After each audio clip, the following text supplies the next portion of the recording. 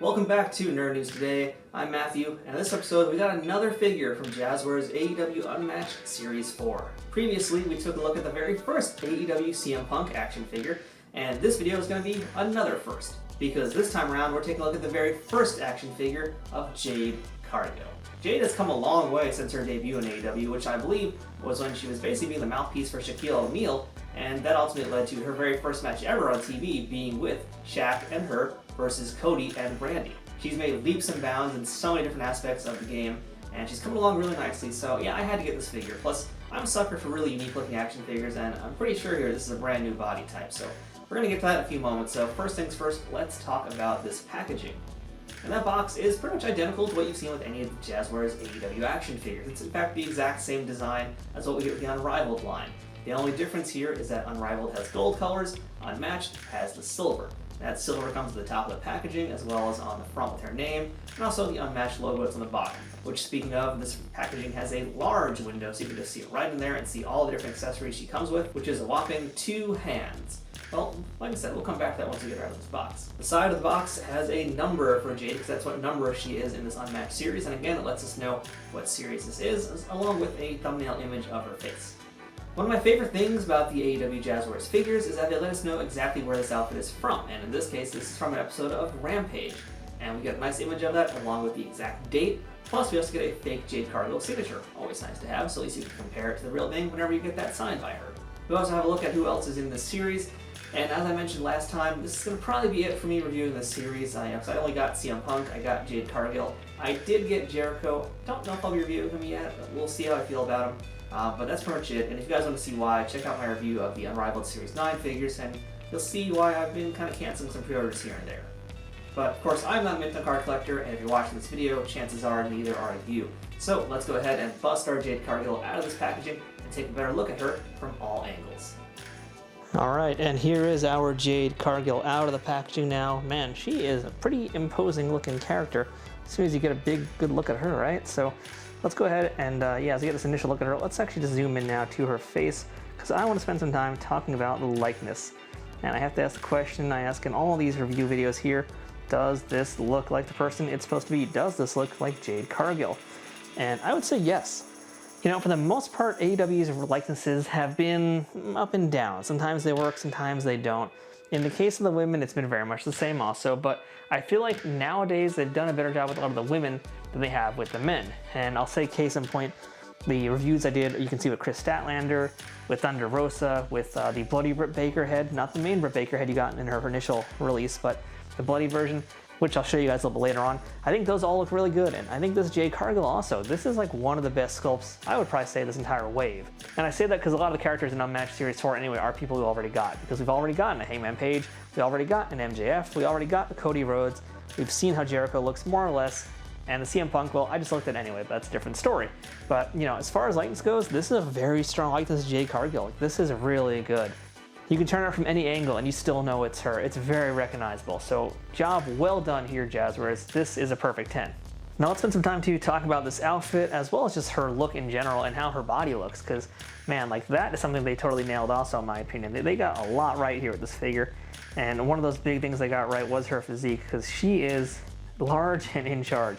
She is an imposing woman, and yeah, this action figure definitely tells that story. She is looking good, looking very strong, and this is a very, very new and brand new, unique body type that's just going to be going to Jade Cargill. No one else is going to have this, because let's be real here, no one else has this body in AEW.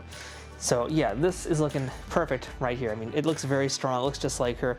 Muscles are looking really good, well toned. It's all brand new. Even her butt is a new piece, which is a weird thing to say, but it's true. You know, every single part of this body is a new body, and it had to be to accurately depict what Jade Cargill looks like. Now, we mentioned already, this is from an episode of Rampage that was from August 2021.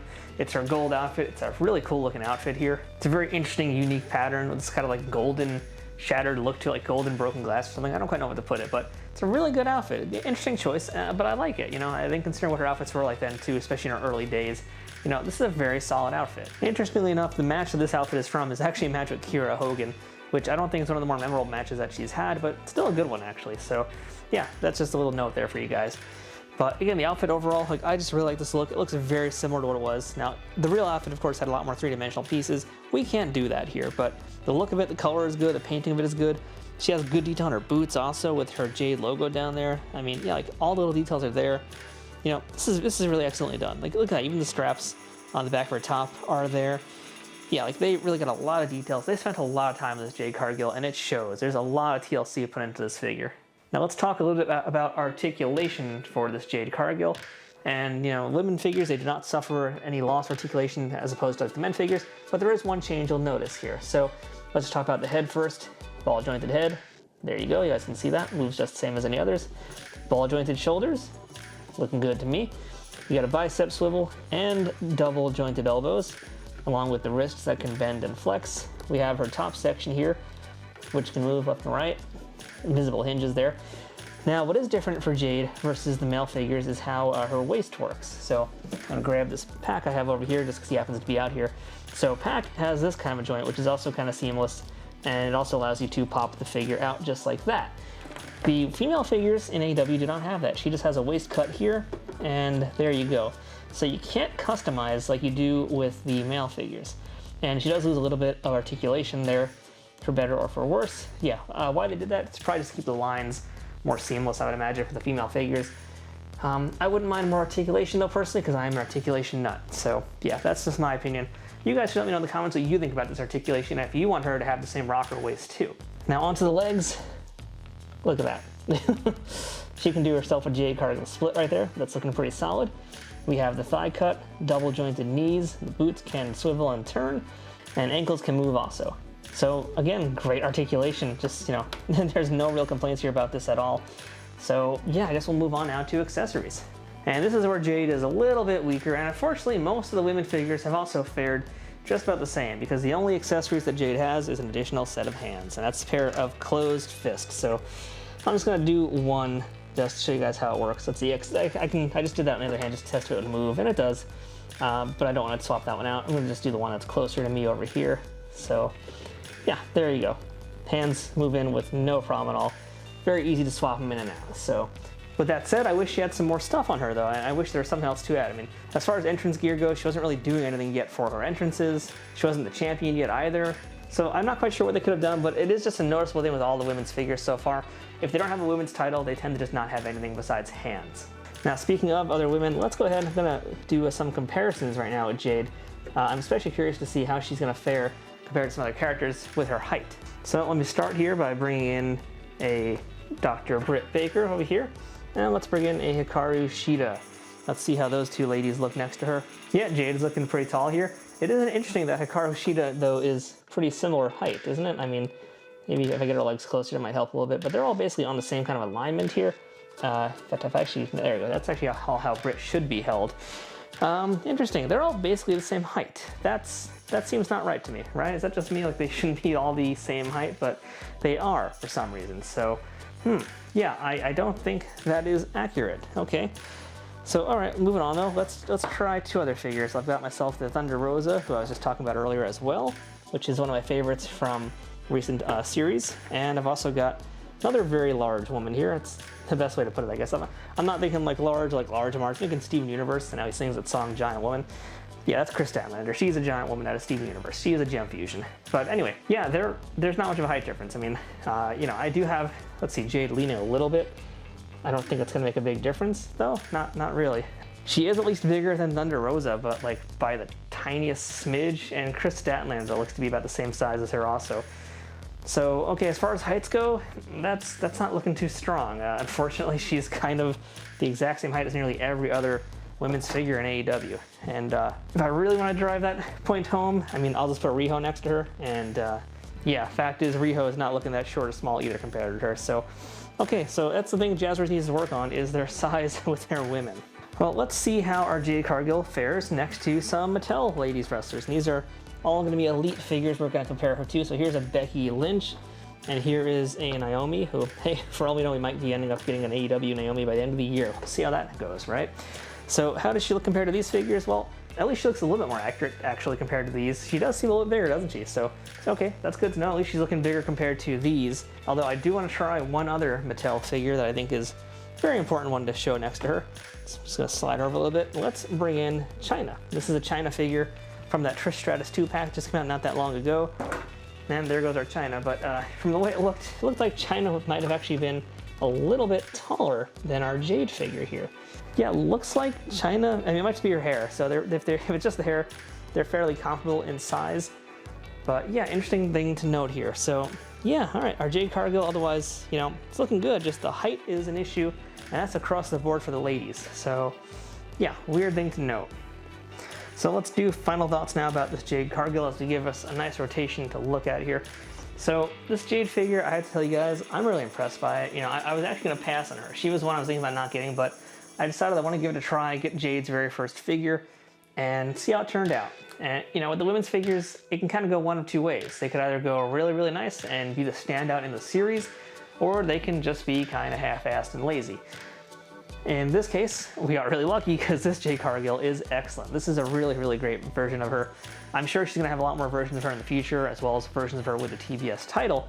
But you know, for now, this version is excellent. I'm very happy with this version of Jade Cargill.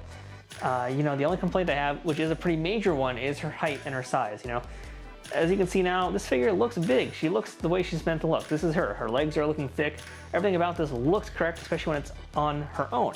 But when you start putting her next to other wrestlers, that's where it kind of falls apart a little bit. She suddenly is like almost the exact same size as these folks. I mean, Riho, for crying out loud, should never be as tall as anybody in this wave, but you know, even Riho being aside, the fact that she's just the same height with pretty much almost every single figure we looked at, that's wrong. And it's not just that necessarily it's gonna be that she's a giant over people, it's just that the ladies' figures have a real problem with scale, and I don't really know what the solution to that is. Just a thing that I wanted to point out to you guys, so yeah, somebody needs to figure out what's going on with that. But besides those points, I mean, this is a really, really impressive figure. I think this is a must-have, definitely worth getting. There will be more Jades in the future, like I said, but this is still a very excellent version to get. And if you're only gonna get one, I mean, yeah, this is still a pretty excellent one to have. It's a good choice. Now, there's one more point here I wanna make before I wrap up this video here, and that's gonna be actually related to another video coming out soon on this channel. So coming soon, I'm gonna be doing a video about Ringside Collectibles display stands for the AEW action figures. And as I just discovered earlier when I was actually trying to put this on her feet, so I'll show you guys a little sneak preview. This is what these look like. This is the clear version of them. So I went to go ahead and put her on. Yeah, so look at her pegs there and look at the stand that we have from Ringside. She has like hexagons on her feet, and this is a round shape. And it's also smaller hexagons in her feet, so these stands are worthless. And you know, I then started looking at some of the other figures, and you know, our Hikaru Shida, for whatever reason, she fits just fine. Chris Statlander, she'll fit on just fine also. I mean, even Thunder Rosa, talk about too, like all the women, all the other men, they seem to have the correct feet, but for some odd reason, Jade Cargill's feet do not fit in this peg, and yeah, no way about it, because the shape is completely different. I don't know what's up with that, so I'm just pointing this out to you guys, because if anybody out there is wanting to buy this figure, wants to put her on the stand, you're not gonna be able to do it. I mean, luckily she is standing just fine on her own, but still, point is, I mean, if they're doing something different with their feet, then yikes, some mistakes may have been made here in marketing. So anyway, all that out of the way though, Jade Cargill, very impressive. I'd love to hear what you guys think about her too, so go ahead and let me know in the comments what you think about this Jade Cargill figure. And more importantly, if you'd like to pick her up for yourself, I'll have some links down below for places you can scoop her up to add to your collection. So until next time, I'm Matthew. That's our look at AEW Unmatched Series 4 Jade Cargill. We'll see you here next time on Nerd News Today with more wrestling figure reviews and everything else we do here on the channel. And Tony, cut the shit.